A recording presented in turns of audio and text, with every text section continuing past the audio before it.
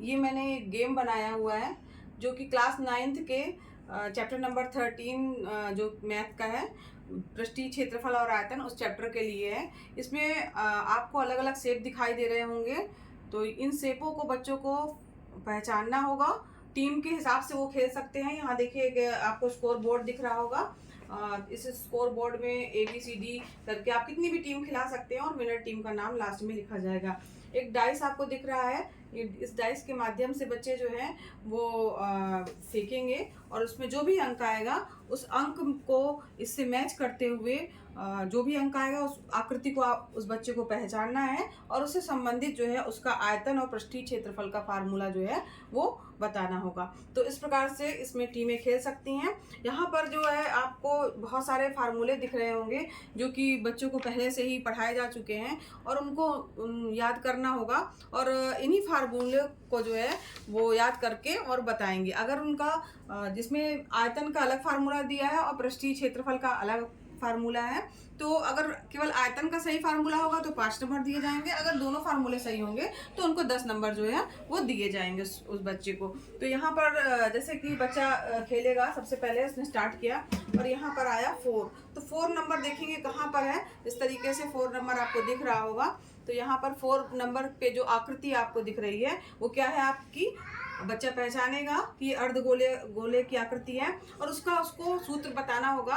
अर्धगोले का आयतन क्या है, अर्धगोले का वक्र पृष्ठीय क्षेत्रफल क्या होता है और उसका कुल पृष्ठीय क्षेत्रफल क्या होता है। तो यहाँ पर देखिए जब वो बताएगा, यहाँ पर हटाएगा इसको, तो यहाँ पर उसके फार्मूले भी दिए होंगे कि अर्धगोले का जो आयतन होता है 2/3 πr³। अर्धगोले का वक्र पृष्ठीय क्षेत्रफल जो होगा, यानी कि ये यहाँ पे जो आपको ये वक्र दिख रहा है इसका क्षेत्रफल 2πr² होगा। और यहाँ पर कुल पृष्ठीय क्षेत्रफल की अगर हम बात करें तो ये आधा गोला यहाँ है और इसके नीचे के सर्किल की बात करें हम तो वो भी एक वृत्त का सर्किल है जिसका फार्मूला होता है πr²। तो यहाँ पर 2πr² और πr² जुड़ जाएगा तो 3πr² हो जाएगा। इस प्रकार से अगर उसके तीनों फार्मूले सही हैं तो उसे 10 नंबर दिए जाएंगे। नेक्स्ट फिर टीम का बच्चा आएगा, उसने भी इसको फेंका और यहाँ पर 3 नंबर आया। तो 3 नंबर की आकृति जैसे ये आपको दिख रही है, ये आकृति है आपकी गोले की। तो इसमें गोले के फार्मूले को बताना होगा, उसका आयतन और पृष्ठीय क्षेत्रफल। गोले का आयतन 4/3 πr³ और गोले का पृष्ठीय क्षेत्रफल 4πr² होता है। तो जब ये दोनों फार्मूले सही बताएगा बच्चा तो उसका स्कोर बोर्ड में यहाँ पर जो है अंक लिख दिया जाएगा।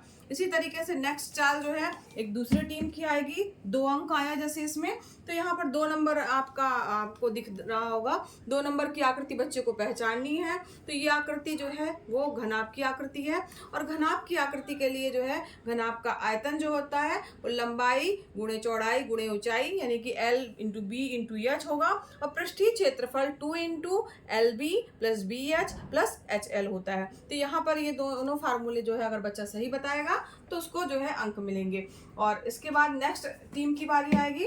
तो यहाँ पर देखिए अगर मान लीजिए इसने ये फेंका 6 अंक आया, तो 6 नंबर का जो आकृति है आपको यहाँ पर दिख रही है, ये है शंकु। तो शंकु के आयतन के बारे में वो बताएगा। आयतन 1/3 πr²h, वक्र पृष्ठीय क्षेत्रफल πrl होगा और कुल पृष्ठीय क्षेत्रफल जो हो जाएगा उसमें जो है उसका वक्र पृष्ठीय क्षेत्रफल और नीचे जो ये बना हुआ है वृत्त ये भी जुड़ जाएगा, यानी πr² और जुड़ जाएगा। तो इसका फार्मूला हो जाएगा πr कोष्टक के अंदर L + R।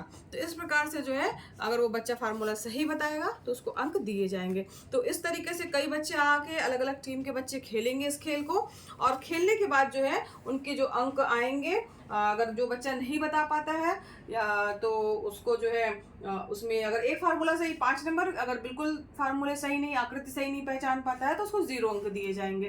तो इस प्रकार से बार बार बच्चे आएंगे, रिपीट करेंगे उसके फार्मूले को, तो बच्चों को याद भी हो जाएगा और खेल खेल में बच्चे सीख भी लेंगे और टीम जो जीतेगी उसमें एक टीम की भावना भी रहेगी, जीतने की भावना रहेगी। इस प्रकार से खेल खेल में बच्चे जो है इन सभी फार्मूलों को, क्योंकि थोड़ा सा कठिन लगते हैं बच्चों को, ये बहुत ही आसानी से बच्चे जो है वो याद कर लेंगे।